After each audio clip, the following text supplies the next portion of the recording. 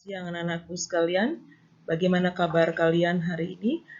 Guru berharap kalian tetap dalam keadaan sehat dan semangat dalam mengikuti setiap materi pembelajaran yang diberikan oleh Bapak Ibu kalian sepanjang kalian mengikutinya dengan baik. Ya, pada kesempatan hari ini kita akan memasuki materi berikutnya, yaitu dengan tema gereja dan orang muda. Silakan kalian simak video pembelajaran hari ini yang guru berikan. Dan jangan lupa sebelum kalian memulai pelajaran, berdoalah terlebih dahulu, memohon bimbingan daripada Tuhan kita Yesus Kristus agar apa yang kalian terima hari ini, kalian bisa memahami dengan baik dan menjadikan sesuatu yang bermakna dalam kehidupan kalian. Selamat menyaksikan video pembelajaran hari ini.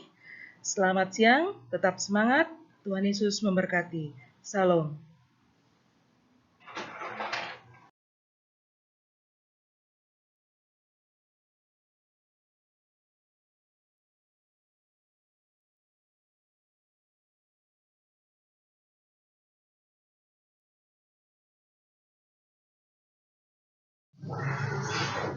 Di setiap gereja pasti memiliki kegiatan-kegiatan yang sesuai dengan program-program yang sudah dibuat dan ditentukan oleh masing-masing gereja.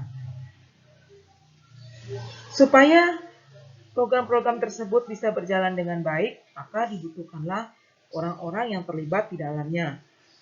Salah satunya adalah kaum muda. Ada juga kaum lansia, kaum anak-anak, kemudian kaum laki-laki, kaum perempuan, sesuai dengan kebutuhan dari kegiatan-kegiatan gereja tersebut.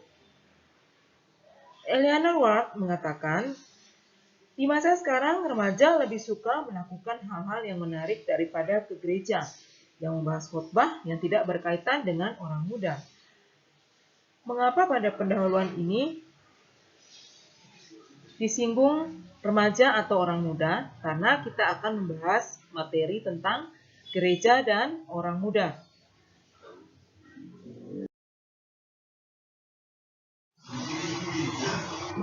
Terkadang kita banyak melihat pada hal-hal yang umum, bahwa gereja bukanlah tempat yang menyenangkan bagi rata-rata remaja. Bukan berarti remaja tidak mau datang ke gereja. Pada dasarnya, kebanyakan bangku-bangku di gereja biasanya dipenuhi oleh para lansia.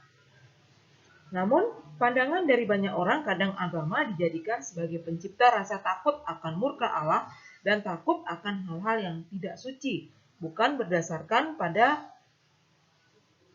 keinginan untuk datang dan menghormati Allah sebagai junjungan dalam kehidupannya. Satu hal yang perlu kita tahu, di dalam Alkitab, kita banyak sekali menemukan tokoh-tokoh muda yang dipakai untuk rencana Allah. Seperti dalam kitab 1 Samuel 1 ayat 13, bahwa di situ Samuel diperintahkan Allah untuk memilih seseorang menggantikan Saul, Raja Israel.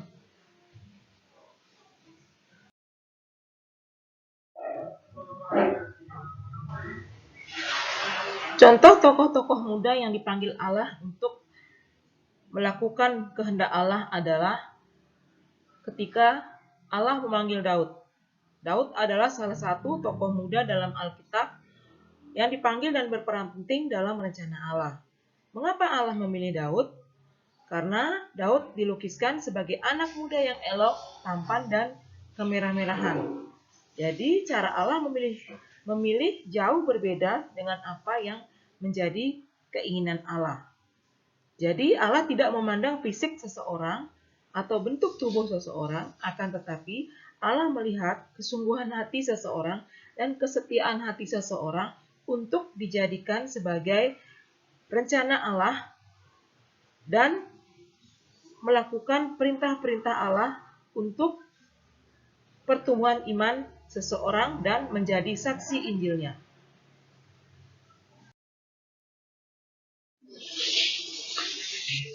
Apakah kalian mengetahui tokoh yang bernama Andreas? Setelah Allah memanggil Daud, Allah pun memanggil atau memilih Andreas, yang merupakan salah satu murid dari Yohanes Pembaptis. Di sini, peranan Andreas sangatlah penting. ketika Yesus mengajar dan begitu banyak orang yang mengikuti dan mendengarkan pengajarannya. Yang menarik adalah bahwa Andreas tidak berhenti sampai di situ saja. Ia berusaha mencari teman-temannya untuk memberitahukan bahwa ia berjumpa dengan Mesias.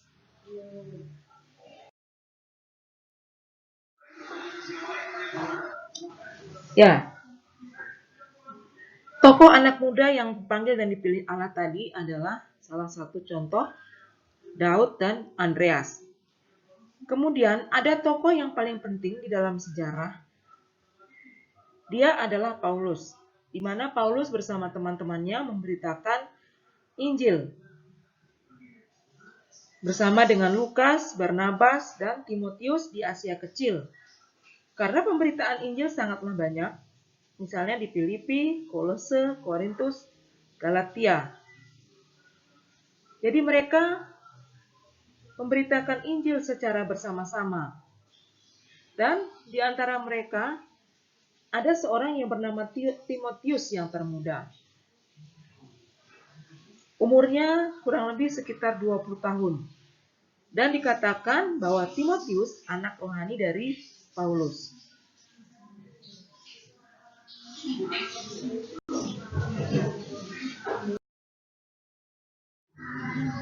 Pertanyaan terpenting dalam materi ini adalah, benarkah gereja membutuhkan orang muda? Tentu saja, sebagaimana Tuhan membutuhkan Daud dan Andreas, begitu juga gereja membutuhkan orang muda. Jadi Tuhan sangat membutuhkan orang muda. Mengapa? Karena orang muda memiliki visi dan misi yang dapat dikembangkan dalam jangka panjang. Dan orang muda lebih memiliki kekuatan dalam berpikir dan bertindak. Jadi orang muda adalah masa depan gereja.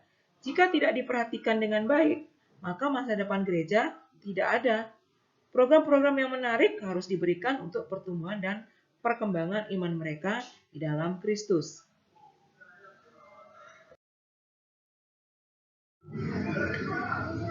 Ya, demikian pembelajaran kita siang hari ini mengenai gereja dan orang muda. Semoga kalian dapat memahami dan kalian menjadi pemuda-pemuda yang mempunyai visi dan misi dan mempunyai kekuatan yang sangat luar biasa, agar kalian semakin dipergunakan dengan baik untuk kemuliaan nama Tuhan. Sekian dan terima kasih untuk pembelajaran siang hari ini. Tuhan Yesus memberkati. Salam.